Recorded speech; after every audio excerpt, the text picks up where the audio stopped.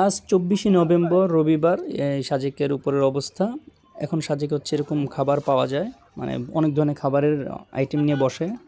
যদিও এটা হচ্ছে প্রায় 1-1.5-2 বছর ধরে চালু। এর আগে আসলে এরকম জাঁকজমক হতো না।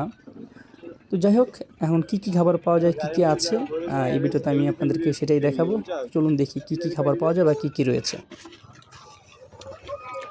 এটা কি এগুলা বাসের ভিতর কি থাকবা? চিকেন।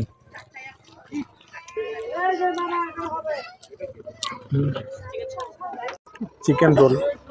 কি কোন চিকেন রোল। বল